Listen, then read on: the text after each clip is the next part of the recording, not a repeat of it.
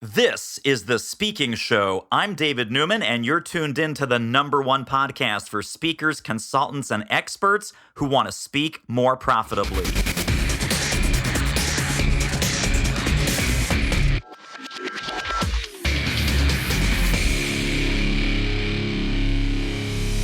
Stephen Iwersen, sometimes the gems just end up on the cutting room floor. Yes, they do.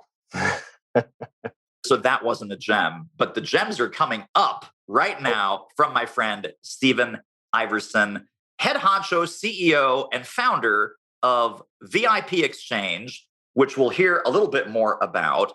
But let's just rewind the tape. Give us the Stephen Iwersen journey. What were some of the professional stops along the way that brought you to doing the work that you're doing today? Well, I've been on stage since I was 2 years old. Wow. Yeah. My dad was a preacher. And normally I sat in the second row piano side in the church until I got in trouble for cutting up. And he would have me come up and sit on the floor beside him while he gave his sermon. And so I kind of got used to being up front. So I've never had any hesitation about presentations and being in front of an audience. But the journey to the speaking business really kind of it found me instead of me pursuing it. I was a part of the Chamber of Commerce in a little town called La Mirada, California. And I was leading a nonprofit organization through some significant turmoil and change. We were having some success. And the president of the chamber, in a conversation said, I'm really fascinated by how you're leading this organization through that change. Would you do a workshop for our chamber members, because most of them are going through similar kinds of situations? And I said, sure. And so I did a 2-hour workshop with maybe 30 people. I got paid chicken dinner, and that was it. And within just a few weeks, people who were in that session started calling saying, hey, I'm a member of such and such association. They really need that message. Or, hey, I've got a staff at my office that really needs that message. Would you come and do the talk? And I said, sure. Of course, they didn't know what to request in regards to a fee. I was just doing it for the fun of it. And then they started writing checks and handing them to me. And I went, hey, that's a good idea. But I did that more as a hobby until my oldest kid started to move out of the house. And I started to just dab my experimental chops, in a sense, into the marketplace. And when my youngest son finished high school, I dove in with both feet and we started the business. And that was about 16, 17 years ago. And then you've also written a book along the way. And what else? Just some professional highlights before we get to Stephen Iwersen 4.0. Okay. Well, I started taking that very initial workshop, just some of the concepts about change, and I worked that into a keynote presentation. And a part of the training programs that I was doing alongside of that, I started telling a story about the world champion porcupine races in Council, Idaho. Now, it was just a small story that illustrated a key point. And I started noticing audiences getting a great laugh and really getting some great value out of some of the key ideas that I taught from that experience. And yes, it really is a genuine event that happens every year. I didn't want to be known as the porcupine speaker, but my audience and my prospects started calling and saying, hey, could you come and tell us that story about the porcupines? And I kept resisting it, but eventually your audience or your market begins to tell you what they really need and want. And so I decided, okay, I'll embrace it. And so I built that out even more and wrote a book called The Porcupine Principles, followed by another book called The Porcupine Philosophy. And we just started to wrap everything in that and had a lot of fun pursuing that. And that's now become a whole new chapter in my business in regards to the messaging and the training called Champions in the Chaos. And we use a lot of the same principles I've been teaching over the years, but have brought them into a whole new era and found a lot of businesses that are practicing some of those principles. In fact, there's lots of patterns of those principles in all kinds of organizations and leadership that have had to go through all kinds of chaos, especially the chaos we've just been through with the pandemic. Yes. It's so funny that you resisted that label, right? So imagine it's like, I don't want to be known as that who moves my cheese guy. I don't want to be known as that 1-minute manager guy. I don't want to be known as that, unleash the power within guy. It's like, well, sorry, you're the guy. And that seems to be a pretty good platform for accelerating your message and getting your name in front of a lot of people. If only I had embraced that and really listened to my audience 5-6 years earlier, we would have gained a lot of momentum sooner. But because I just wanted to be that leadership guy, I kept avoiding that. But it really taught me to pay attention to how the message we teach within a very unique context and narrowing it in just a little bit. In fact, I'm not so much a niche speaker in regards to an industry, but I'm a niche speaker in regards to how it's presented and how memorable it becomes. And that was a big lesson I wish I had learned early. Absolutely. And it's like, our friend Bob Berg, he's the go-giver guy. It's like, no, dude, put all the eggs in that basket because that basket is going places. That's right. That's really funny. Well, let's talk about kind of the post-pandemic speaking landscape. One of my favorite quotes, Stephen, and I wish I could attribute it. I've asked audiences, I've asked clients. No one can seem to kind of put their finger on it. It's definitely not mine. But the quote is, a bend in the road is never the end unless you fail to turn. And the year 2020 was probably the biggest bend in the road that the speaking, conventions, meetings, face-to-face training industry has ever had, at least in our lifetimes.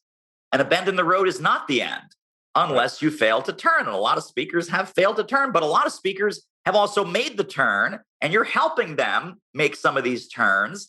Talk about, what does this kind of virtual and hybrid speaking landscape, what does this mean for us going forward?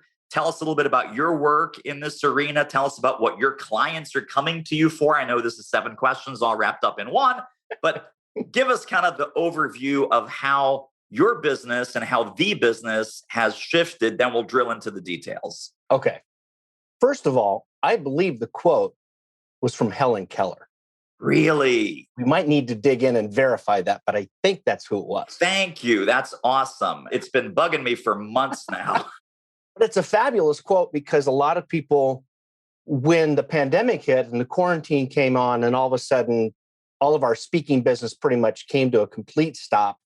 And that's where we were. We were at the bend in the road, but most people weren't looking to where it turned. They were looking straight ahead going, well, that's the direction I was heading. And that pretty much happened for us too. The good thing was that the majority of our clients either shifted to a postponement or they shifted to virtual. And I'd already been doing some virtual with some clients. So we were prepared to go ahead and fulfill that, but at a very bare bones kind of way, like most of us were.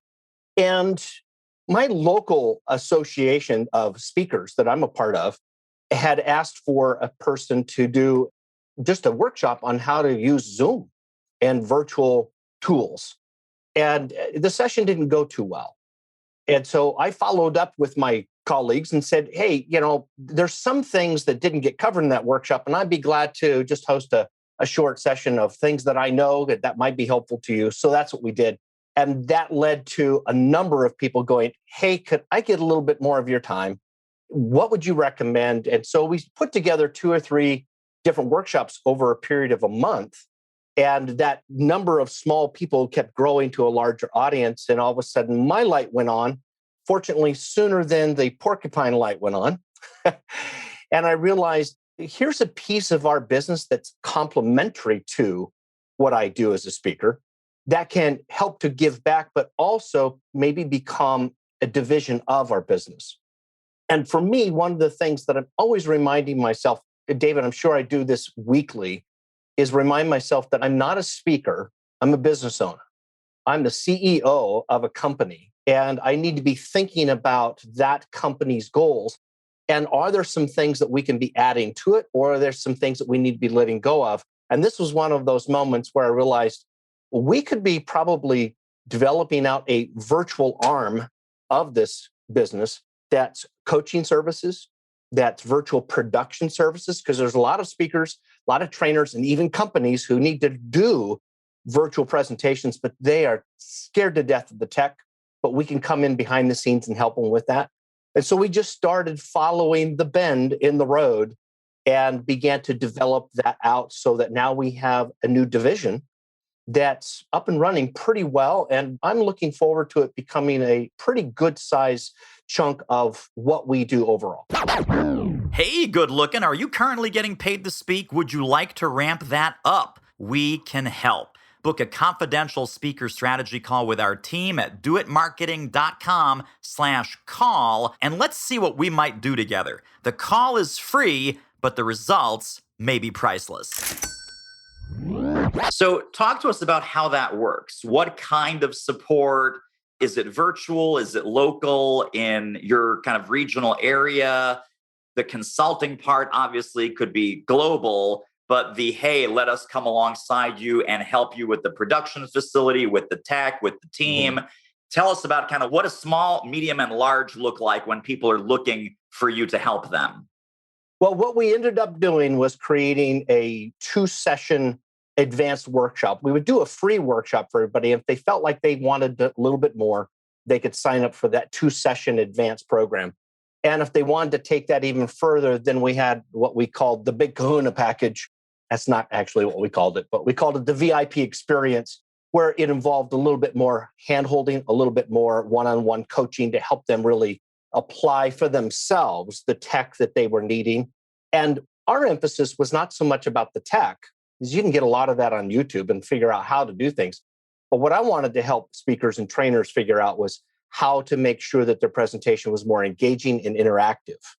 Less webinar, bullet point, talk at them, but what are you doing to really get people involved in this experience? So that's what that package became. And that's still available to individuals as far as a coaching format. The production side of things, I guess this would be the medium and the large, is that we provide for individuals some virtual, and this can be anywhere, it could be global. If you feel like you need somebody to just take care of tech so you can teach, then we will find somebody who knows the platform that you have to work with, whatever it may be, and they will be your behind the scenes producer and take care of all those bells and whistles so that you can just look at the camera and do your thing. Then we have also developed out our studio. And I literally was in a 6x6 box at the bottom of the stairs in the basement doing a program. I was wrapping up a keynote. My wife had come and sat at the top of the stairs, sipping her tea, watching me. And when the show was done, I turned the cameras off. She looked at me and she said, "Do you think this is going to last a while?" And I said, "Oh, yeah, I think this is going to be around a while." And she goes, "You're going to need more room than this." I went, "Uh-huh." And she goes, "And chances are we're not going to have anybody come and visit us for at least a year. So how about you take over the guest room?" Wow. It's like, okay. And so we literally converted that whole space into a whole new studio. We've got more cameras. We've made the investments in lights and all the things that will help to do production. And that's available locally and within our region for speakers to come to who just don't want to prop their laptop up on a laundry basket on top of the table with a ring light because they're afraid of it. And they literally will come book time in the studio. And I've got some folks that will come in and do the production for them. And again, they get to do their thing and not worry about the backside of stuff.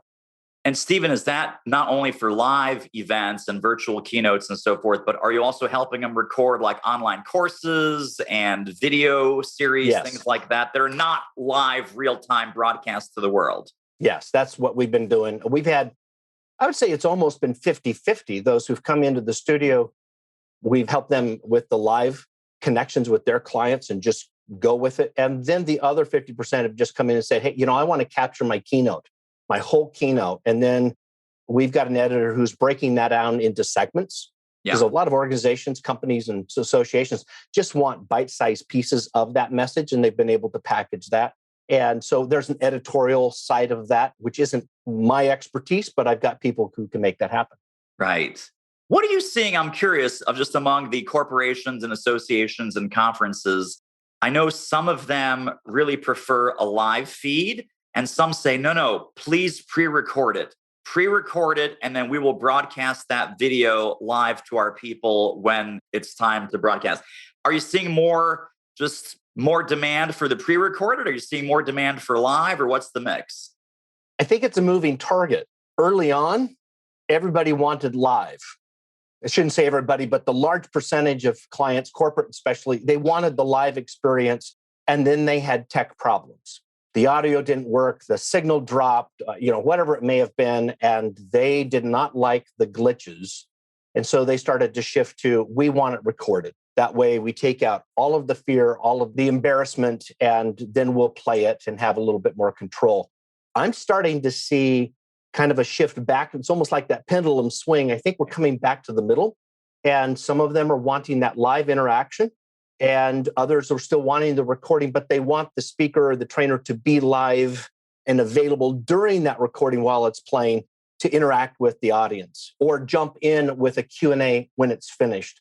So I think that's where we're going to land for a while. And then when we begin to see more in-person events and more hybrid events, we'll probably shift back to more of the live side of things. Let me ask you this, because this is kind of a raging debate among our speaker friends and even our client friends. There are two schools of thought. One that's really not under debate is that virtual is harder. Just period, end of sentence. Virtual is harder. It's harder because of the tech. It's harder because of what the speaker or the presenter has to do before and during and after. So that's not under debate.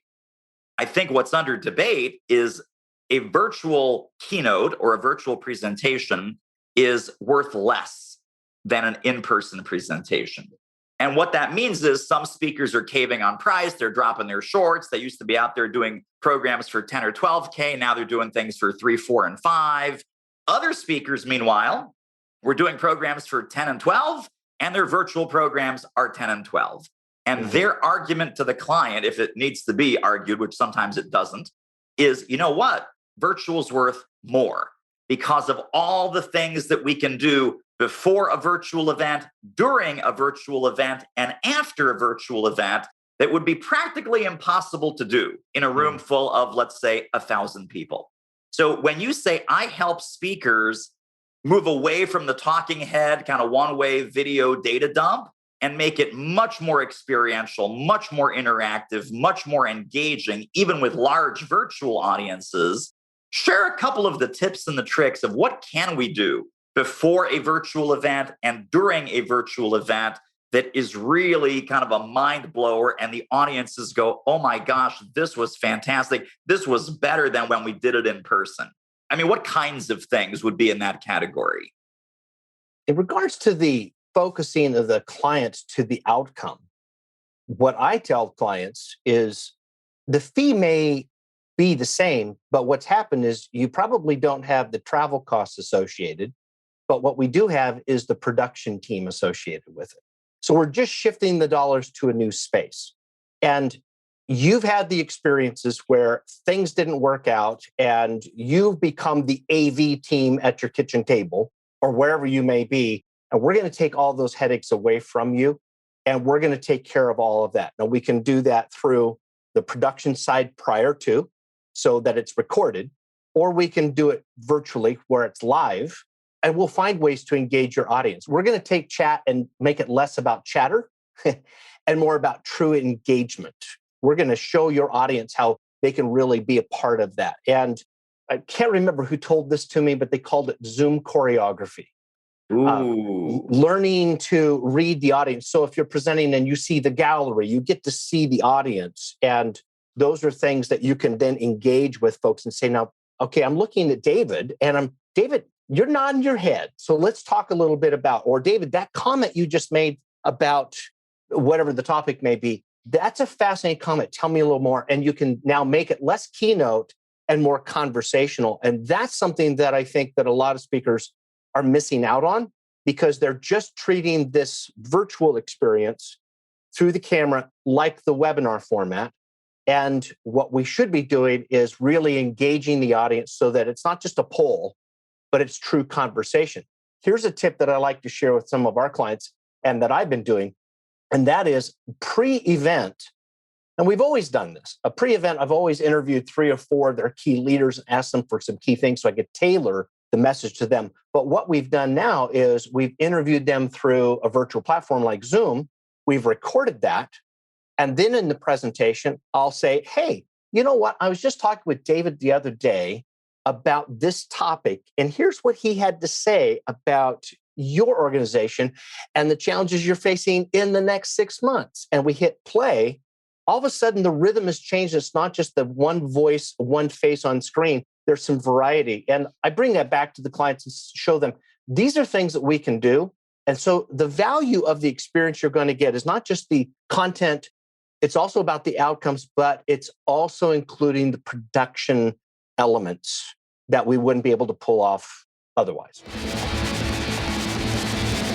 What a great episode. Wowza. Tell you what, if you want to ramp up your revenue as an expert who speaks professionally, you should really check out our free online training at doitmarketing.com/webinar. Tell us a little bit, and again, this is maybe moving away from the technology and just sort of presentation, conversation, best practices.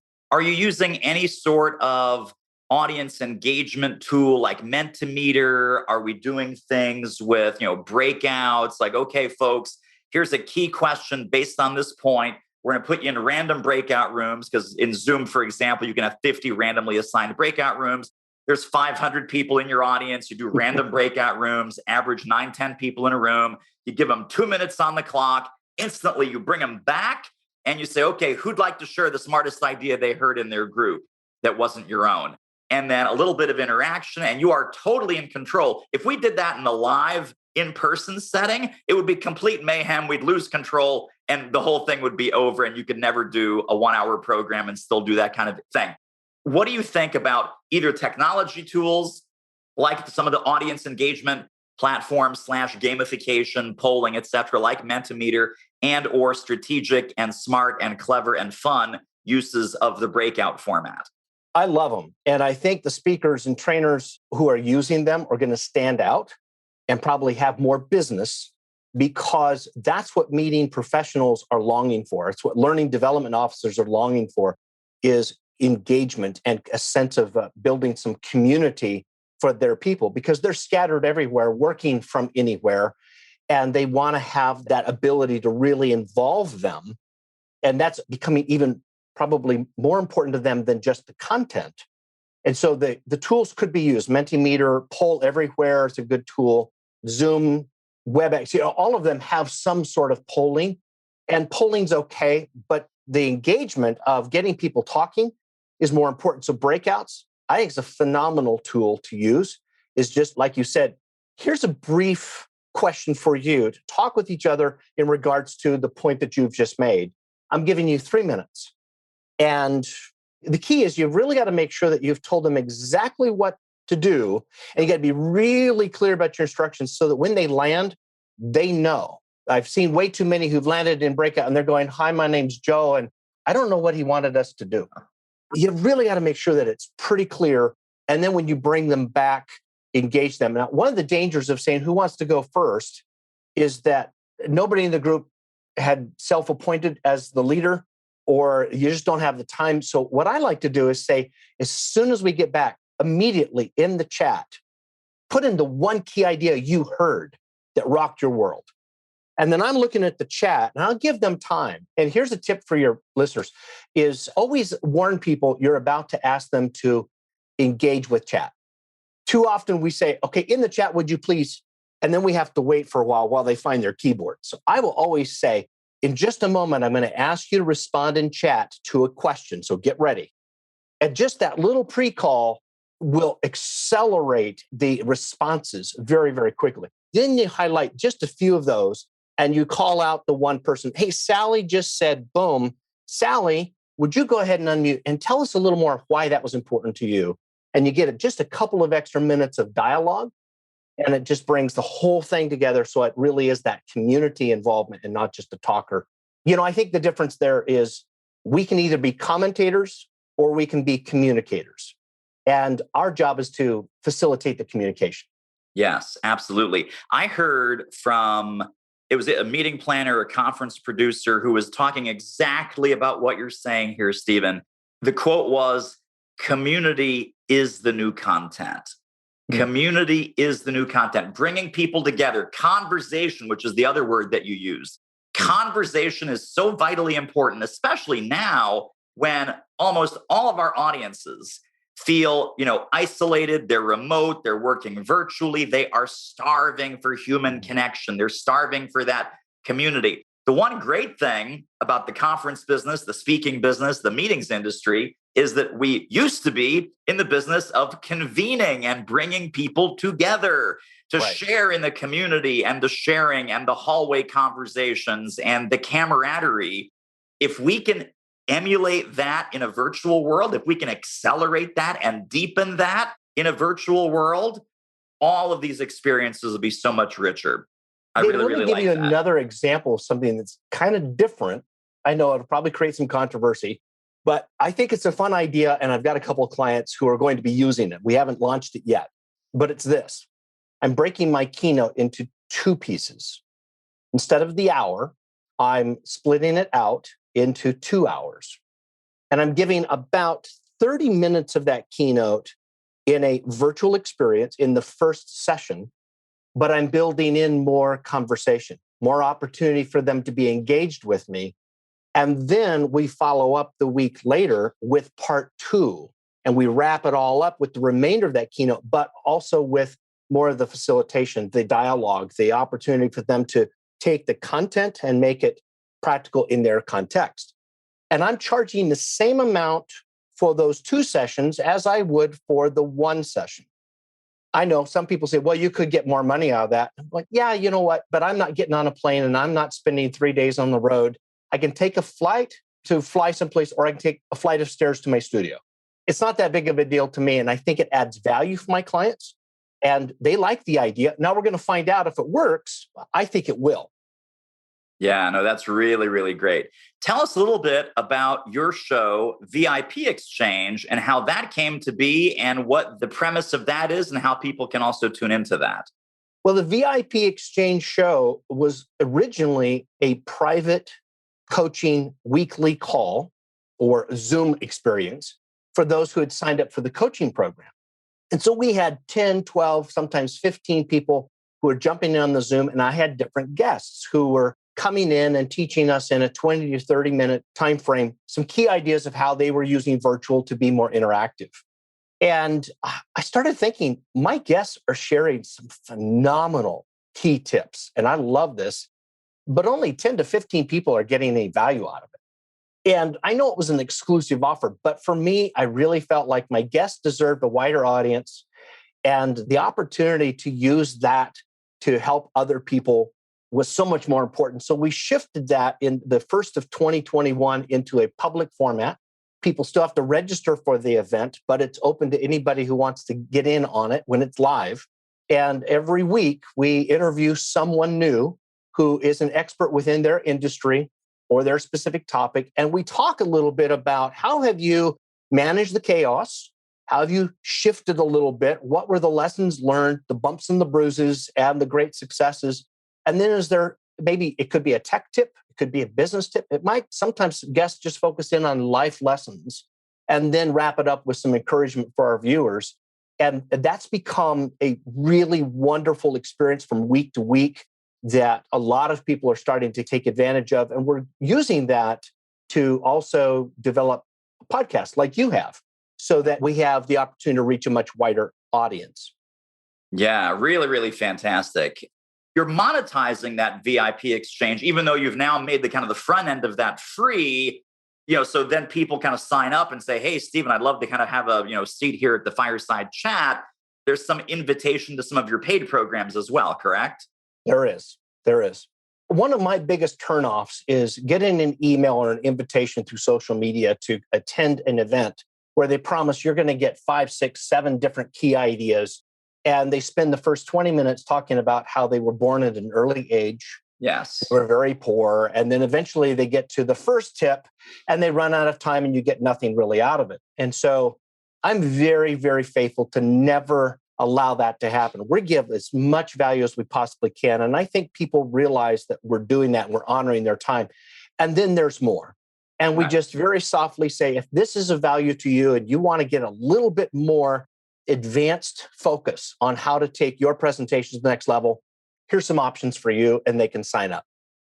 So that's one way that we monetize. The other side of that is that we get people who join in from different corporations and they love the guests. And they say, we could use some help with the virtual side of things. We don't do the virtual production. Can you help with that? Well, I can help with that, but it's really not my expertise. So I've reached out and I found a number of individuals who are virtual producers by trade, and that's their whole focus. And I've subcontracted them to be a part of our business so that we can help others out by connecting those people. And that becomes another element of the monetization for us that helps a virtual producer who's looking for work, helps a client, and we take a little small part of that of pulling it all together. And it's been a pretty fun model to pursue. Wow. This is like just this revenue machine that you're building out, new divisions, new branches, new profit centers. I love that. So it's really a virtual producer marketplace that you are starting to build and connecting buyers with sellers. Tip for everyone listening, of course, anytime that buyers can't see sellers and sellers can't see buyers, there's an opportunity for you to be the clarifier, the connector, and the strategic introducer. And that's what you're doing, Stephen. So that's really, really awesome. I'm going to have two final questions for you. The final question is, how do people get connected and stay connected to more Stephen Iwersen brilliance? But before we get to that, my second to last question is, if folks were to take one central idea from our conversation today about virtual presentations, the world of virtual keynoting, speaking, conferences, events, what do you hope that one macro idea around this new virtual and hybrid world, what would that piece of advice sound like? I would say that putting on the producer's hat is going to be vital for us moving forward. Doesn't mean you have to become the producer and actually do all the technical stuff, but to really start thinking like the executive producer and start looking at how you present, how you're engaging individuals, either in person, hybrid, or through the screen to screen experience. Really thinking through all of those pieces is, as silly as it may be, the little things could be the lighting, the sound, all of that's going to be really important. We're used to going to an event and having other people think through that. But it's still our responsibility at those events to look for things that might become problematic. And I'm supposed to be the partner to the professionals that are there, and we work with them. But I've got to really think differently. I'm not just a speaker. I'm an executive producer who's going to be speaking or facilitating. So that would be my big piece. Start thinking about being an executive producer. Such a great piece of wisdom. We always used to say back in the pre-pandemic speaking days, think like a meeting planner, right? Consider the meeting planner's point of view. What does she or he want out of the event? What are their strategic goals, et cetera, et cetera? If you were the meeting planner, what would you want your speaker to do? Now, of course, meeting planners have become executive producers. So now I love this shift in the advice. Think like an executive producer about the content, the strategy, the technology, the outcome, how you want to leave that audience better off than when you came in, with a transformational experience, not just a talking head, webinar style transactional experience. Really, really great. Well, Stephen Iwersen, how do people get connected and stay connected to more of your brilliance? Where can we send them? What can they download? What can they get? First and foremost, you can email me at Stephen@StephenIwersen.com. Let me spell it for you. Stephen is spelled with the V because I'm not pH balanced. At Stephen Iwersen, that's spelled IWERSEN.com. And that's the fastest way that you can get a hold of me is through email. If you'd like to check out VIP Exchange and get in on the weekly programs, go to virtuallyinteractivepresentations.com. That's virtuallyinteractivepresentations.com. And at the top of the menu bar, you're going to see VIP Exchange. Click on that. You'll get to see who's lined up in the next few weeks and a chance to just register, and you'll get on our list so that you know who's coming and all of that. That's the fastest way to be part of the VIP experience. Fantastic. And all of these links, including Stephen's correctly spelled email address and the VIP exchange and some other goodies and resources, are directly under this episode when you go to thespeakingshow.com. Click through, take advantage of everything that Stephen has to offer. Your business will be better, your clients will be happier, and you'll make more money. Well, Stephen Iwersen, genuine pleasure, my friend. Great to have you on. We have to have you back as this new virtual and hybrid world starts to evolve. I'm sure you'll be up to all kinds of new things. So let's talk again soon. I would love to do that. And thanks for having me today. Well, that wraps up another episode of The Speaking Show. Hey, tell you what, if you like us, rate us and review us on iTunes. Subscribe. Tell a friend. Go grab the notes and downloads and extras at thespeakingshow.com. See you next time.